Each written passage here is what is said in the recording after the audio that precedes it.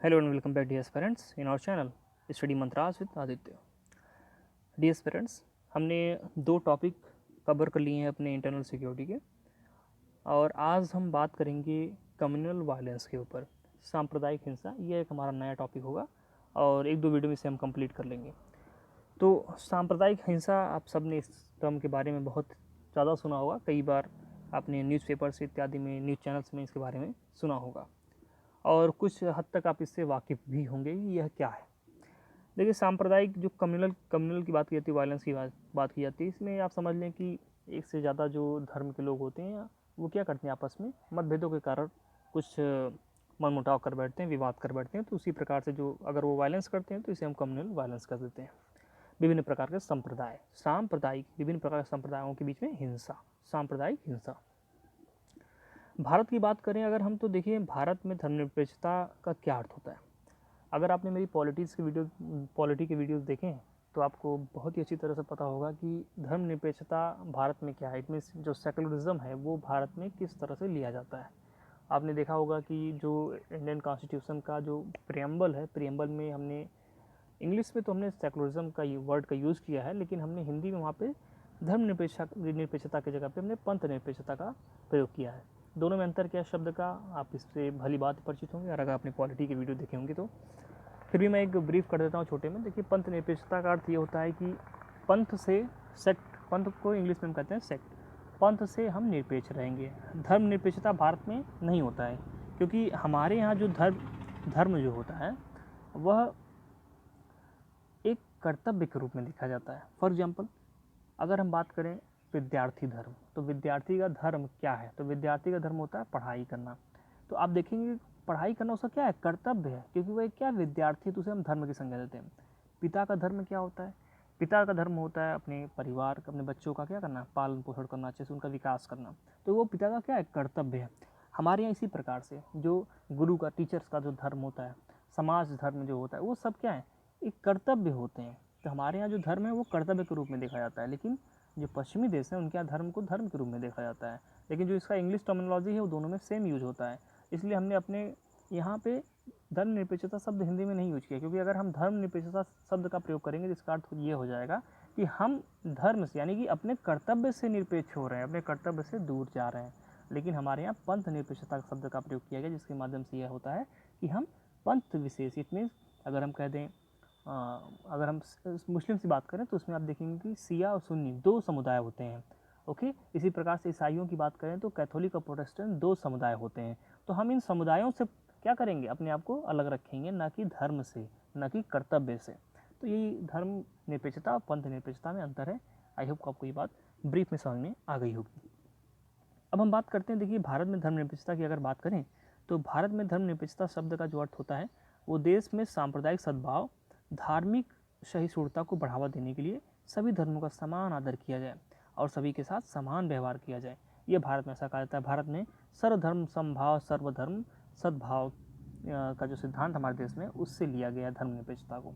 तो इसे आप देख लेंगे क्या है धर्मनिरपेक्षता। बाकी करें अगर बात हम पश्चिमी देशों के बारे में, देखिए पश्चिमी देशों में जो धर्म निरपेक्षता है, इसका अर्थ है धर्म और राष्ट्र को पृथक पृथक रखना। जो आप देखेंगे कि जब पुनर्जागरण का जब टाइम आया था पश्चिमी देशों में 1700 सेंचुरी के बीच में, तो आप देखेंगे उसमें कि किस प्रकार से जो लोग थे वो धर्म से इतना ज़्यादा आजिज़ आ गए, धर्म से इतना ज़्यादा वो परेशान हो गए थे, धर्म इतना उनके जीवन में हर जगह हस्तक्षेप करने लगा था कि वो सड़कों पर उतर गए। और जब पुनर्जागरण हुआ तो उन्होंने क्या किया, धर्म को राज्य के क्रियाकलापों से अलग कर दिया। अब जो राजा है वो धर्म को दूर रखता था, इट मीन्स जो वहाँ के पादरी होते थे, पादरियों से दूरी बनने लगी। तो यही वहाँ पे कार्य किया गया, राष्ट्र को और धर्म को क्या कर दिया गया, पृथक कर दिया गया उसमें, जब पश्चिमी देशों में ये सेकुलरिज्म की अवधारणा आई।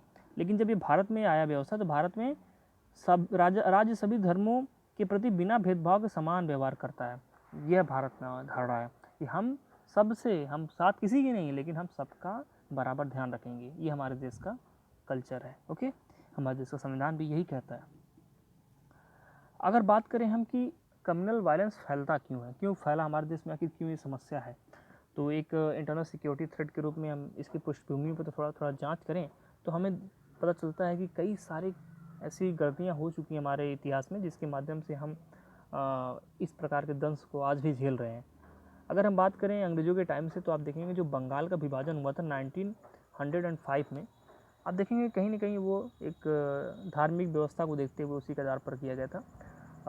मुस्लिम्स और हिंदू पॉपुलेशंस को आपस में डिवाइड करने का प्रयास किया गया था, और उस समय जो लॉर्ड कर्जन वहाँ के वायसराय थे, और सांप्रदायिकता के आधार पर उसका क्या किया गया था, बंगाल का विभाजन किया गया था। तो एक पहली फूट वहाँ डालने का प्रयास किया गया कि डिवाइड एंड रूल, ये पॉलिसी के रूप में वहाँ पे यूज़ किया गया, और वहाँ से कम्युनल वायलेंस हमारे देश में शुरू हुआ। एक्चुअली उससे पहले के भी बीज हैं, लेकिन अगर हम बात करें जो हमारा पहला स्वतंत्रता संग्राम था, जो हमारे क्रांति जो हुई थी 57 में, उस क्रांति की बात करें तो उसमें अंग्रेज़ों को यह लग गया था कि भारत में अगर राज्य करना है तो इनको डिवाइड करना है। तो उसके बाद से कई सारे स्टेप्स उन्होंने लेने स्टार्ट कर दिए थे, जिसमें डिवाइड एंड रूल की पॉलिसी कार्य कर रही थी। लेकिन 1905 में ये बहुत ही एक बड़ा स्टेप लिया गया। उसी बात करें तो मुस्लिम लीग की स्थापना होती है 2006 में, जो कि एक दो राष्ट्र के सिद्धांत पर कार्य करती है। तो उसको भारत को दो भागों में बांटने का उसका एक लक्ष्य है, और वो पाकिस्तान बनाने में सफल होती है। तो ये एक कहीं न कहीं आप देखेंगे कि अलगाव की भावना पैदा करने का शुरुआत होता है वहाँ पे। तो मुस्लिम लीग की स्थापना भी कहीं न कहीं सांप्रदायिक हिंसा की तरफ आगे बढ़ती है। मार्ले मिंटो सुधार की बात करें तो आप जानते हैं कि एक पृथक मतदाता सूची बनाई जाती है। इट मीन्स कि एक पर्टिकुलर धर्म के लोग एक पर्टिकुलर धर्म को ही वोट देंगे। तो मुस्लिमों को क्या किया गया, कहा गया कि आप मुस्लिम जो है मुस्लिम्स को ही वोट दे सकते हैं। तो एक प्रकार का एक सांप्रदायिक आधार पर जो इलेक्टोरल डिवाइड किया गया, इससे हमारे देश में सांप्रदायिकता को जो हवा देने में बहुत ज़्यादा मदद मिली। ये सब चीज़ें आपने अपने इतिहास में और पॉलिटी में भी खासकर हमने पढ़ रखा है इसको, तो उसको आपने देखा होगा। मैं बस यहाँ पे आपको रिकॉल कराने के लिए कि क्या क्या रीजन्स हो सकते हैं, उसे पॉइंट वाइज में आप जान लें, ताकि जब आपको आंसर लिखने की आवश्यकता पड़े कि हमारे देश में कम्युनल वायलेंस की ऐतिहासिक पृष्ठभूमि क्या रही है, तो आपको ये पॉइंट मोटे तौर पर याद रहें, और आप इसमें से कुछ न कुछ पॉइंट तो अपने मन से लिख ही लेंगे। 1915 में भी हिंदू महासभा की स्थापना होती है। तो जिस प्रकार से मुस्लिम लीग की स्थापना 1906 में होती है, उसी प्रकार से 1915 में हिंदू महासभा की स्थापना होती है। तो दो धर्मों की अलग अलग जब संस्थाएं बनती हैं, तो फिर जाहिर सी बात है वो अपने धर्म की तरफ प्रयास करेंगे बढ़ने का, आगे वो अपने धर्म की तरफ, और कहीं न कहीं दूसरे का कॉन्फ्लिक्ट होगा। विभाजन जब हमारे देश का होता है तो आप जानते हैं कि लगभग 1.5 करोड़ से ज़्यादा लोग विस्थापित होते हैं, 20 से 30 लाख लोग मारे जाते हैं। तो इससे क्या होता है, ये दिखाता है कि किस प्रकार से वायलेंस हुआ था उस समय, किस प्रकार से संप्रदाय के आधार पर बहुत ही बड़े स्तर पर हिंसा की गई थी। 2002 का गोधरा कांड, इसे भी आप जानते ही हैं, गुजरात में हुआ था। 2013 में मुजफ्फरनगर का जो आप देखेंगे दंगा हुआ था, उसके बारे में भी आप इसे लेटेस्ट एग्जांपल के तौर पे डाल सकते हैं। शाहबानो केस हमारे देश में आप देखेंगे तो एक प्रकार से इसे सांप्रदायिक रंग दे दिया गया। अयोध्या मंदिर का जो आंदोलन था उसमें भी सांप्रदायिक कहीं न कहीं हमें वो सांप्रदायिक हमें स्मेल वहाँ पे आता है। ये सब चीज़ें आप देख लेंगे, एक एग्जाम्पल के तौर पर इसे आप अपने आंसर में ऐड कर सकते हैं। तो ये हमने कुछ पॉइंट्स यहाँ पे रख दिए जो कि बताते हैं कि ऐसे कौन से ऐतिहासिक कारण रहे हैं जिसके माध्यम से हमें आज अपने देश में सांप्रदायिक हिंसा को झेलना पड़ रहा है। तो सांप्रदायिक हिंसा जो दंगे होते हैं उनका मुख्य कारण क्या होता है, तो ऐतिहासिक कारण तो हमने देख लिया कि बंटवारा है, दो राष्ट्र सिद्धांत है, इसके माध्यम से विभिन्न प्रकार के जो सांप्रदायिक लोग हैं वो क्या करते हैं, आपस में बढ़ जाते हैं। और बात करते हैं राजनीतिक कारण की, बात करते हैं। देखिए हमारे देश में एक बात आप ध्यान रखेंगे, हालांकि आंसर में बहुत ही ज़्यादा स्ट्रांगली आप इसे नहीं दिखाएंगे, लेकिन एक बात को आप विशेष तौर पे मान रहे होंगे कि जो बहुत सारे हमारे देश में चीज़ें हो जाती हैं, वो क्या होती हैं, वो संप्रदाय विशेष जो पॉलिटिशियंस होते हैं, वो पॉलिटिशियंस जो हैं लोगों को मैनिपुलेट कर देते हैं, जिसकी वजह से चीज़ों को बहुत ही क्या मिल जाती है, हवा मिल जाती है। तो राजनीतिक कारण की बात करें तो आप देखेंगे अंग्रेज़ों की बांटो और शासन करो की नीति, भारतीय राजनीतिक पार्टियों में वोट बैंक की राजनीति, जिस प्रकार से अंग्रेज़ों ने एक पॉलिसी लागू की कि हम डिवाइड करेंगे और फिर हम रूल करेंगे, उसी प्रकार से आप देखेंगे कि भारतीय जो विभिन्न राजनीतिक दल हैं वह भारतीयों को बांटते हैं। ठीक है, किस में बांटते हैं, धर्म में बांटते हैं, आगे फिर वो फर्दर जातियों में बांटते हैं, और फिर बांट करके उस अपने वोट को क्या करते हैं, वो अलग अलग पैकेट्स में काउंट करते हैं कि इस संप्रदाय से इतना वोट मिल जाएगा, इस जाति से इतना वोट मिल जाएगा, और हमारा कार्य चल जाएगा अगर हम इन्हीं दोनों लोगों को क्या कर लें, टीच कर लें। ओके, तो एक जो ध्रुवीकरण की नीति है वो चलाते हैं हमारे जो विभिन्न प्रकार की राजनीतिक पार्टी हमारे देश में। तो एक राजनीतिक जो रीजन है वो बहुत ही मेजर रोल प्ले करता है इस वायलेंस को लगातार बनाए रखने में। तो अब बात करते हैं अगर हम शैक्षिक कारण क्या हो सकते हैं, तो एज यूजुअल हैं कि अगर आप शिक्षा की कमी आपके अंदर होगी तो आप देखेंगे कि बहुत सारे जो वैज्ञानिक थॉट्स हैं, शिक्षा है, उसको आप अपना नहीं पाएंगे, तो फिर आपका जो विचार है वो ट्रेडिशनल रह जाएगा, पारंपरिक रह जाएगा। तो आप देखेंगे ज़्यादातर भारतीय, ध्यान रखें, ज़्यादातर भारतीय जो वैज्ञानिक शिक्षा है उसको अपनाने में क्या रहे, असफल रहे, जिसकी वजह से वो पुराने विचारों पर ही रह गए और उनका कहीं ना कहीं विकास रुक गया। तो ये शैक्षिक कारण भी हैं, और वो धर्म विशेष के प्रति ही बहुत ही ज़्यादा लगाव को अपने बनाए रख सकें, वो तार्किक नहीं हो पाए। तो ये चीज़ है। सामाजिक आर्थिक कारण की बात करें, देखिए अगर शिक्षा में आप पिछड़ जाते हैं, अगर आप शिक्षित नहीं होते हैं, तो जाहिर सी बात है एक आदमी, अगर एक व्यक्ति अगर शिक्षित होता है तो वो कहीं पर भी रोज़गार प्राप्त करने की स्थिति में होता है। इट मीन्स कि वो अपना लालन पोषण, अपने परिवार का लालन पोषण करने की स्थिति में आ जाता है। और अगर वो व्यक्ति शिक्षित है तो वो समाज में भी एक अच्छा व्यक्ति के तौर पे उभर सकता है। तो अब जब शिक्षा ही पीछे छूट गई तो फिर जो आर्थिक और सामाजिक क्रियाकलाप है उसमें तो आप पिछड़ ही जाएंगे। तो आर्थिक और सामाजिक कारण भी यही इस प्रकार के हैं। मनोवैज्ञानिक कारणों की बात करें, देखिए तो इसमें ये बहुत बड़ा रीज़न है। हमारे देश में जो साइकोलॉजिकल रीज़न है अब बिहाइंड द कम्युनल वायलेंस, ये बहुत ही मेजर पार्ट है हमारे देश में, एक इंटरनल सिक्योरिटी में जो थ्रेट पैदा करता है। आप देखेंगे कि अगर हम बात करें अलग अलग ग्रुप की बात करें जो ज़्यादा प्रोमिनेंट है हमारे देश में, हिंदुओं की नज़र में मुस्लिम क्या है, कट्टरपंथी। हिंदू सोचते हैं कि जो मुस्लिम है अपने धर्म को लेकर बहुत ज़्यादा क्या रहते हैं, वो रिजर्व रहते हैं। इट मीन्स कि वो अपने धर्म के अलावा किसी भी धर्म को ज़्यादा अच्छा नहीं समझते हैं। एक कट्टरपंथी विचारधारा है। जब ऐसी बात वो सोचते हैं तो फिर क्या होते हैं, वो कहते हैं कि कट्टरपंथी हैं इसीलिए एक उग्रवादी भी हैं और देशद्रोही होते हैं। इस प्रकार की धारणा बहुत कई हिंदुओं की नज़र में रहती है, कई हिंदू ऐसा सोचते हैं। तो फिर यहाँ पे जाहिर सी बात, अगर आप किसी के प्रति हेट्रेड रखेंगे अपने मन में तो वो कहीं ना कहीं से आप व्यक्त करेंगे, तो फिर सामने वाला भी उस प्रकार से आपको रिटेलिएट करेगा, और ये फिर क्या बनेगा, एक कारण बनेगा सांप्रदायिक हिंसा का। और मुस्लिमों के अंदर में अगर देखा जाए तो मुस्लिम ये सोचते हैं कि उन्हें भारत में द्वितीय श्रेणी का समझा जाता है। इट मीन्स दोयम दर्जे का समझा जाता है, उन्हें एक सेकंड सिटीजन के तौर पर ट्रीट किया जाता है, और उनकी धार्मिक आस्था को निम्न स्तर का माना जाता है, उन्हें ये ऐसा लगता है। तो मुस्लिमों में एक प्रकार का मनोवैज्ञानिक डर भी है, उन्हें ये लगता है कि भाई हमको तो दोयम दर्जे का समझा जाता है, हमारे जो धर्म है उसको बिल्कुल घटिया समझा जाता है इन लोगों द्वारा। तो ये जब धारणा इस पक्ष में भी आएगी और फिर कुछ धारणा उस पक्ष में भी आएगी, तो जब आपस में ये टकराएंगे तो फिर वहीं पे हिंसा हो जाएगी। तो इस प्रकार के कुछ थॉट्स हैं जो मनोवैज्ञानिक रूप से डिस्टर्ब करते हैं विभिन्न धर्मों के लोगों को, और फिर बाद में वो रिजल्ट में आता है एक कम्युनल वायलेंस के रूप में। तो ये कुछ रीज़न के बारे में बात की। अब बात करते हैं, आइए देखिए कि कौन से सांस्कृतिक कारण हैं जिसके माध्यम से ये चीज़ें हमें देखने को मिलती हैं। देखिए दोनों समुदायों के रूढ़िवादी सदस्य पृथक समूह अपनी सांस्कृतिक रूपरेखा तथा व्यक्तिगत कानून में विचार के रखने पर जोर देते हैं। आप देखेंगे जो धार्मिक व्यक्ति होते हैं, आप इसे इस तरह समझें कि धर्म को ज़्यादा तरजीह देने वाले जो व्यक्ति होते हैं वो आप हर कार्य अपना धर्म के अनुसार ही करना चाहेंगे।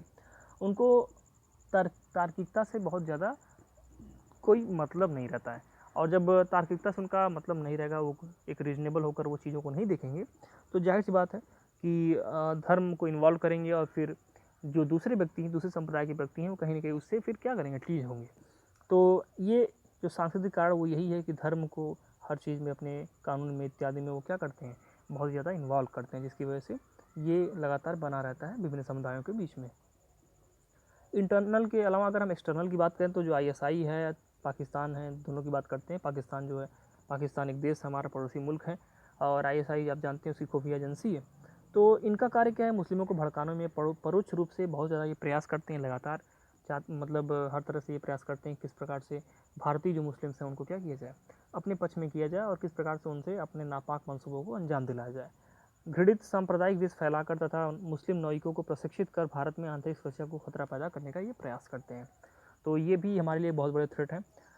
और बात करें अगर हम, तो अंतर्राष्ट्रीय अखिल इस्लामिक जिहादी आंदोलन का प्रभाव आप देखेंगे, कई सारे विभिन्न प्रकार के विभिन्न अंतर्राष्ट्रीय स्तर के आतंकवादी समूह बन चुके हैं, और वे लगातार प्रयास करते हैं कि भारत में किस प्रकार से अशांति फैलाई जाए और शांति को ख़त्म किया जाए।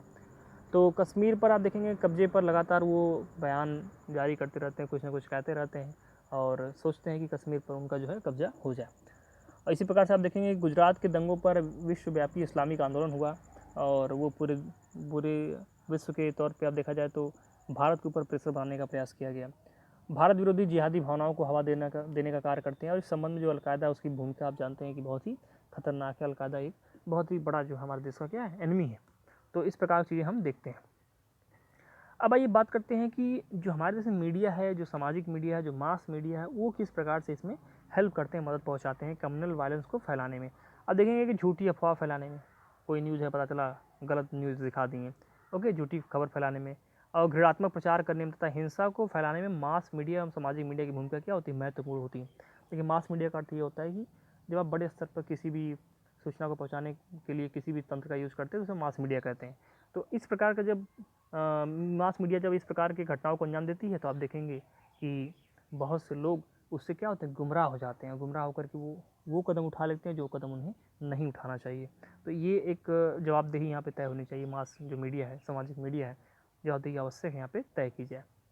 और बात करें तो संगठित आपराधिक कार्यकलाप, जैसे दाऊद इब्राहिम जैसे जो अपराधी होते हैं, ये देश के अंदर सांप्रदायिक दंगे फैलाने के लिए असामाजिक तथा व्यावसायिक अपराधियों का क्या लेते हैं, सहारा लेते हैं। जो हमारे देश में विभिन्न प्रकार के अपराधी हैं उनसे ये क्या करते हैं, संपर्क बनाकर रखते हैं और फिर देश में विभिन्न प्रकार के नापाक कार्य को करवाते हैं। तो जो संगठित आपराधिक जो गतिविधियां हैं वो भी बहुत हद तक कम्युनल वायलेंस को करवाने में जिम्मेदार होती हैं, इसे भी आप ध्यान रखेंगे। एक जो और सबसे बड़ा जो रीज़न है वो ये देखा जाता है कि जो हमारे देश में जो अपराधियों के प्रति या जो कम्युनल वायलेंस इत्यादि की तरह जो घटनाएं होती हैं, उन घटनाओं में जो लोग भी अक्यूज़ होते हैं उनके खिलाफ हम बहुत अच्छे तरीके से कार्रवाई नहीं करते हैं, कोई सख्त कानूनी कार्रवाई नहीं करते हैं, जिसकी वजह से उनके जो हौसले होते हैं वो बुलंद हो जाते हैं और वो भविष्य में भी इस प्रकार के कृत्यों को करने के लिए क्या होते हैं, बिल्कुल स्वतंत्र होते हैं। तो ठोस कार्रवाई का अभाव, पुलिस द्वारा ठोस एवं निर्णायक कार्रवाई का अभाव तथा पुलिस के ऊपर पक्षपात एवं देरी से की गई कार्रवाई का आरोप लगता रहता है। ये बहुत ही आप देखेंगे आए दिन हमें देखने को मिलता है। सही रूप में कानून तोड़ने वालों को शायद ही कभी सजा दी जाती है और इसलिए नागरिकों में कानून के प्रति ऐसे डर का क्या हो जाता है, अभाव हो जाता है, उनको डर नहीं लगता है और उन्हें सांप्रदायिक दंगे करने से जो इनको रोक सके, तो डर खत्म हो जाता है, जो कि बहुत ही एक गलत सिंबल है। तो ये चीज़ हमें यहाँ पे क्या करना चाहिए, एड्रेस करना चाहिए। ये तो दंगों के मतलब लगातार लंबे समय से लंबे कारण जो हैं वो चलते आ रहे हैं। कुछ तत्कालिक कारणों की बात करें, कुछ इंस्टेंट जो रीजंस होते हैं उनके बारे में बात करें तो सबसे पहले महिला संबंधी अपराध, कोई छेड़छाड़ कर दिया गया एक धर्म का दूसरे धर्म के, ठीक है, उत्पीड़न हो गया, बलात्कार हो गया, लड़कियों का दूसरे समुदाय के लोगों के साथ भाग जाना, फॉर एग्जाम्पल लव जिहाद, बहुत नाम सुनेंगे आप कि एक दूसरे धर्म का लड़का दूसरे धर्म की लड़की, और अगर आपस में वो एक दूसरे से प्रेम करते हैं तो उसे लव जिहाद का नाम दे दिया गया। तो इस प्रकार के जो घटनाएं होती हैं ये बहुत ही एक स्पार्क की तरह कार्य करती हैं, किसी भी दंगे को भड़काने में स्पार्क की तरह, चिंगारी की तरह कार्य करती हैं। भूमि संबंधी झगड़े भी आप देखेंगे, शमशान घाट की भूमि को लेकर के कि किसका उस पर हक है किसका नहीं है, इस पर झगड़े होते हैं। नए धार्मिक स्थलों के निर्माण में और पुराने धार्मिक स्थलों को गिराने में विवाद हो जाते हैं। तो इस प्रकार की चीज़ों में आप देखेंगे लगातार विवाद हो जाते हैं और इसके एग्जाम्पल्स भी आपके सामने बहुत सारे पड़े हुए हैं। 2019 से लेकर के 2020 में तो बहुत ही ये हॉट टॉपिक रहा है। धार्मिक त्यौहार जब मनाया जाता है, फॉर एग्जाम्पल होली, ईद, मुहर्रम इत्यादि मनाते समय जो स्थानीय स्तर होते हैं आप देखेंगे कि वहाँ पे स्थानीय स्तर पर कई सारे संप्रदाय वाले आपस में क्या कर जाते हैं, विवादास्पद स्थितियाँ उत्पन्न कर देते हैं। तो ऐसी चीज़ें हमें देखने को आमतौर पर मिलती हैं। तो जो इंस्टेंट एक वायलेंस का जो रीजन होता है वो ये सब हो जाते हैं। तो आई होप को आपको ये बातें समझ में आई हों कि कौन से बिल्कुल इंस्टेंट रीजन्स हैं जिसकी वजह से कम्युनल वायलेंस क्या होता है, स्प्रेड होता है। फर्जी खबरें भी बहुत बढ़िया इसमें रोल प्ले करती हैं, फेक न्यूज़। इनका मकसद जो क्या होता है वो नागरिकों के क्रोध को भड़काकर सांप्रदायिक हिंसा को भड़काना होता है। कोई आप अगर फेक न्यूज़ फैला दिए तो उसके बाद अगर मान लीजिए उसका कोई एक सांप्रदायिक एंगल है तो उसके माध्यम से आप विभिन्न दो या दो से अधिक संप्रदाय के लोगों के बीच में क्या कर सकते हैं, उनकी मन में जो है अशांति पैदा कर सकते हैं, आप उनके मन को भरमा सकते हैं और फिर आप जो चाहें वो करवा सकते हैं। नए और अत्याधुनिक तकनीक से बने फर्जी वीडियो के आगमन के साथ आप देखेंगे कि आजकल एडिटिंग तकनीक इतनी आगे निकल चुकी है कि कौन सा वीडियो फेक है कौन सा वीडियो ओरिजिनल है, इसमें अंतर करना बहुत ही क्या होता है, डिफ़िकल्ट होता है। तो आप वीडियो देखेंगे, आप कहेंगे ये तो बिल्कुल सही वीडियो है, साफ वीडियो है, तो आप फिर उससे क्या करेंगे, उसे एक एविडेंस के तौर पे आप ले लेंगे। लेकिन असल में उस वीडियो को कहीं ना कहीं क्या किया गया होगा, कंटेमिनेट किया गया होगा, कहीं ना कहीं उस वीडियो में चेंजेस किए होंगे, एडिटिंग की गई होगी और उसे गुमराह करने के लिए यूज़ किया जा रहा होगा। आप देखेंगे कई सारे वीडियोज़ यूज़ किए जाते हैं जो बहुत पहले के रहते हैं और उसको आज कोई घटना हुई तो उस घटना से जोड़ करके दिखा दिया जाता है। लोगों को लगता है कि ये चीज़ तो अभी आज ही हो रही है और इस तरह से हो रही है। तो वो सब चीज़ें भी हमें देखने को मिलती हैं। फॉर एग्जांपल अगर कश्मीर की बात करें तो कश्मीर में जो दो प्रकार के वीडियो सर्कुलेट होते हैं। एक तो वीडियो वो होता है जो ये दिखाता है कि किस प्रकार से आर्मी वहाँ पे कश्मीरियों के ऊपर क्या कर रही है, बहुत ज़्यादा जुल्म कर रही है, ये दिखाता है। दूसरा वीडियो जो होता है ग्रुप वाला, जो दूसरे ग्रुप के लोग होते हैं वो एक वीडियो ऐसा प्रसारित करते हैं जिसमें ये दिखाया जाता है कि कश्मीर में किस प्रकार से आर्मी जो है लोगों से अच्छा ट्रीट कर रही है और लोग जो है उल्टा आर्मी को किस प्रकार से ह्यूमिलिएट कर रहे हैं, किस प्रकार से उसके ऊपर पत्थरबाजी इत्यादि कर रहे हैं। तो ये दो स्वरूप में इस प्रकार के वीडियो सर्कुलेट होते हैं। तो ये चीज़ें भी हमें देखने को मिलती है। मॉब लिंचिंग समेत आप व्यापक स्तर पर हिंसा फैला सकते हैं। आप देखते हैं मॉब लिंचिंग काफ़ी अभी रिसेंट टाइम में काफ़ी न्यूज़ में रहा है और कई लोगों का असैसिनेशन हो गया इसकी वजह से, जो कि एक गलत प्रकार का कानून व्यवस्था चल गया है। फर्जी खबर के रोकथाम के क्या उपाय हो सकते हैं? देखिए, पहली बात तो हमें सख्त निगरानी रखनी पड़ेगी और जो हमारा अनुपालन तंत्र है, जो हमारा, उससे हम क्या करें, लोगों तक, अनुपालन तंत्र के जरिए लोगों तक सही एवं स्वस्थ विषय वस्तु वाली खबरों की पहुंच सुनिश्चित करें। इट मीन्स जो न्यूज़ सही है, स्वस्थ है, उसी न्यूज़ को हम लोगों तक पहुँचाएँ, ये हमें इंश्योर करना पड़ेगा। फाल्स न्यूज़ लोगों तक ना पहुँचे, ये हमारे निगरानी तंत्र और जो हमारा एग्जीक्यूटिव जो हमारा जो सिस्टम है उसको हमें ये इंश्योर करना पड़ेगा। सोशल मीडिया के माध्यम से लोगों को जागरूक किया जाए। अगर कोई मान लीजिए कि कोई न्यूज़ ऐसी है जो कि फेक न्यूज़ है और लोगों के अंदर भ्रम को पैदा कर रही है, तो तुरंत उस पर एक्शन ले करके सभी लोगों को सोशल मीडिया के माध्यम से उस भ्रमित न्यूज़ के बारे में बताया जाए, आगाह किया जाए, जागरूक किया जाए कि इससे आप जो है इसे आप सत्य ना मानें। इसी प्रकार से विभिन्न एजेंसियों के बीच में जो सूचनाओं का आदान प्रदान किया जाए, इससे क्या होगा कि कई सारे मिसकम्युनिकेशन नहीं रहेंगे, तो उससे फ़ायदा ही मिलेगा विभिन्न प्रकार की हिंसा को कर्व करने के लिए। सरकार ने क्या कदम उठाए, आप देखेंगे कि सरकार ने व्हाट्सएप से कहा कि भाई आप कोई ऐसा तरीका निकालिए जिसके माध्यम से हम ये जान सकें कि जो मैसेज भेजा गया वो किसने भेजा है। तो फिर आप देखे होंगे कि अब व्हाट्सएप में ये फीचर आ गया है कि आप मैसेज जो जनरेट जहाँ से होता है, जो ओरिजिन मैसेज का होता है, वहाँ से मैसेज आप देखेंगे जब आप आगे किसी को भेजते हैं और फिर वो बंदा किसी और को भेजता है, तो जो दूसरा बंदा भेजता है किसी और को, तो तीसरे बंदे को लिख कर मैसेज आता है फॉरवर्डेड। तो वो चीज़ अब ये व्हाट्सएप ने ये फीचर इनेबल किया है, जिसके माध्यम से सरकार ये जान सकती है कि किसी जो मैसेज भेजा गया उसका उद्गम स्रोत क्या है। ठीक है, तो ये एक प्रकार से हेल्प करेगा किसी फेक मैसेज को फैलाने वाले किसी व्यक्ति के खिलाफ एक्शन लेने में। तो ये चीज़ें भी हमने देखी। आई होप को आपको ये चीज़ें समझ में आई होंगी और ढेर सारे पॉइंट्स आपको मिल गए होंगे कि किस प्रकार से कम्युनल वायलेंस देश में फैलता है, उसके रीजंस क्या हैं, क्या क्या उपाय हम कर सकते हैं, क्या क्या तत्कालिक कारण है। इन सब चीज़ों के बारे में आपको एक बहुत अच्छे से आइडिया लग गया होगा। आप इसे अच्छे से नोट्स बना लें और आई होप को आपको ये वीडियो पसंद आया होगा। तो डियर फ्रेंड, ये रहा हमारा आज की वीडियो। इसके बाद हम मिलते हैं अपने अगले वीडियो में। तब तक के लिए नमस्कार।